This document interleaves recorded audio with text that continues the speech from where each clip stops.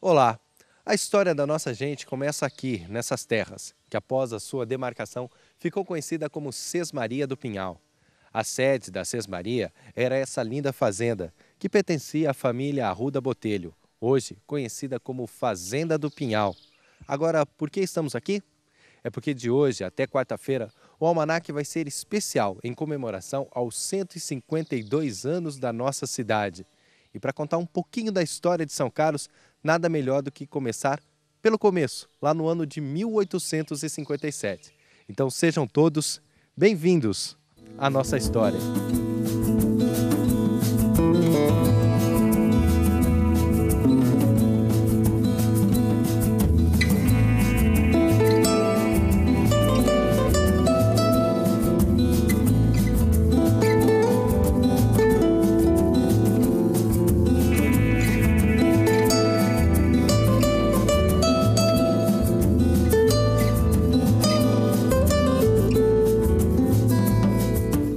A economia da época era fortalecida pelo segundo ciclo do café. E a fazenda, até hoje, guarda riquezas que ainda fazem parte da nossa história.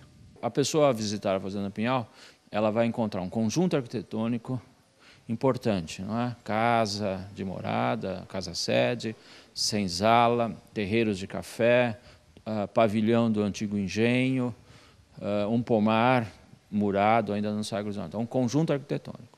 Além desse conjunto arquitetônico, a fazenda possui um mobiliário de época, possui a capela, que agora está sendo restaurada.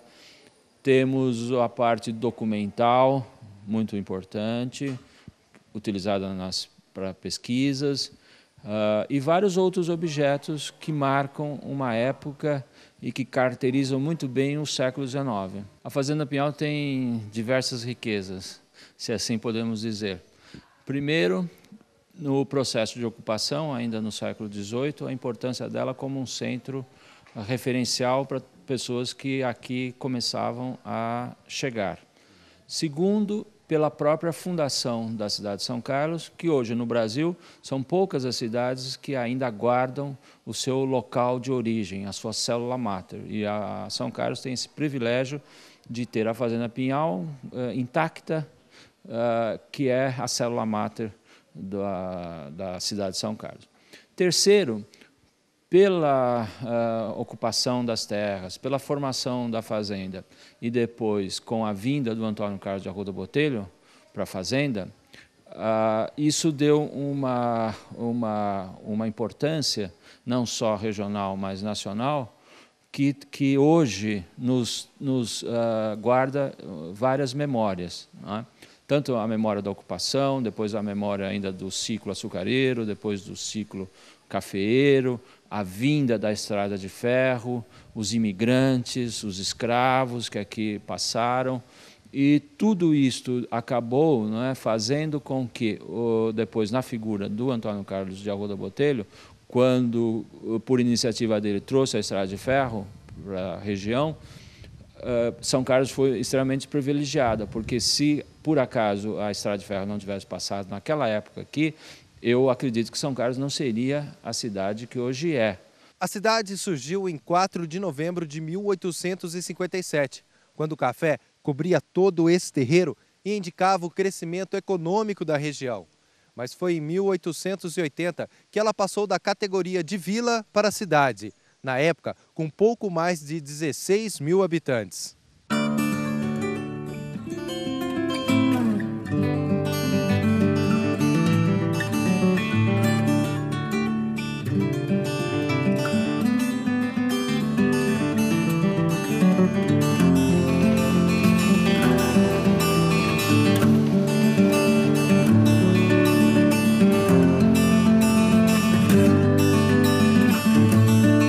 Em 1884, com a chegada da ferrovia, a cidade se fortaleceu ainda mais, se tornando referência econômica e política do estado de São Paulo e também do Brasil. Em 1908, São Carlos ganhou a sua estação ferroviária, que dava suporte às atividades da estrada de ferro, responsável pelo escoamento da produção cafeeira da região. Junto com a implementação da estação, surge um dos primeiros bairros de São Carlos, que é a Vila Prado, que vai ser o local onde está instalada a Vila Ferroviária, e a partir daí se desenvolve a Vila Prado. É com a ferrovia que leva o café que vem uma série de materiais, de infraestrutura para a própria construção dos palacetes, dos novos prédios institucionais na cidade de São Carlos, e também dos proprietários de café que, com os recursos do café, passam a investir na área urbana, tanto na criação de pequenas indústrias, como de casas que ostentem esse poder do café. Além disso, a implantação da estação, ela traz um elemento de comunicação fundamental na cidade, que é a instalação do telégrafo, do correio, a maior agilidade na interligação com outros polos de desenvolvimento urbano, a diminuição da distância entre os lugares. Os primeiros imigrantes a chegarem foram os alemães, trazidos ainda pelo Conde do Pinhal no século XIX. Mas no início do século passado, foram os italianos que se sentiram atraídos pela cidade. Eles que vinham trabalhar na lavoura do café e posteriormente na manufatura e no comércio. Descendente de italianos, esse professor da USP, coordenador do plano diretor do município, relembra a participação dos imigrantes na construção da nossa sociedade.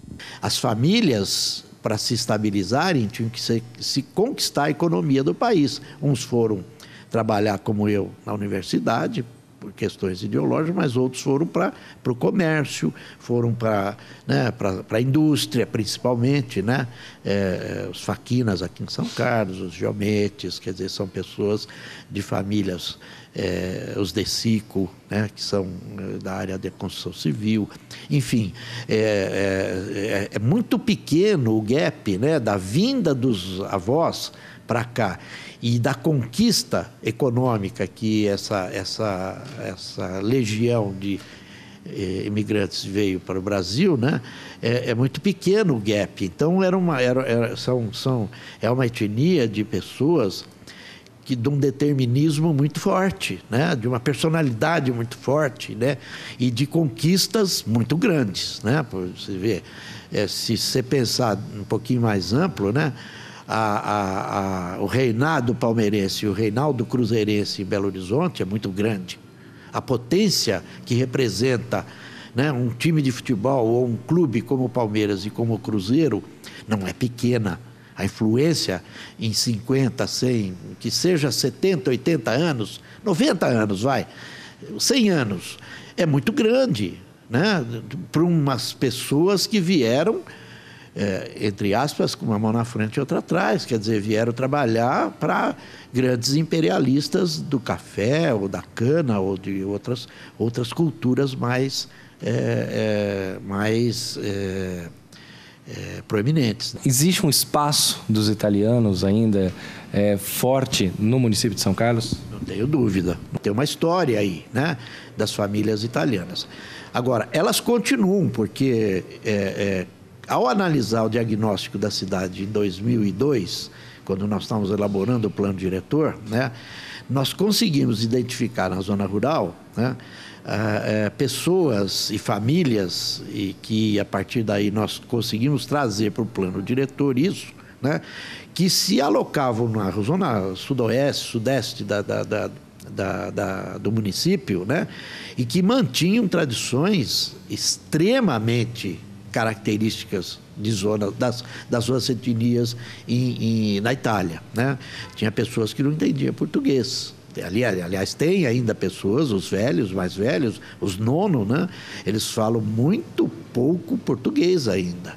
E essas tradições passam porque essas famílias, elas estão morando tudo junto, quer dizer, não é que são pequenos núcleos familiares que o bisneto mora junto com o nono lá, né, que veio para cá, nesta região, e se instalou ali na Babilônia, na igreja da Aparecida, quer dizer, em torno daquela região, existe praticamente umas 300 famílias de pequenos proprietários, cujo plano diretor abrigou-as, né, num espaço de zona característica de produção familiar, e nós incentivamos para que eles pudessem não vender as suas propriedades para a cana, né, para os usineiros, nem arrendar esses espaços produtivos para os usineiros, e passasse a trabalhar com o município, né, principalmente a área de alimentação, para a merenda escolar, os restaurantes populares, né,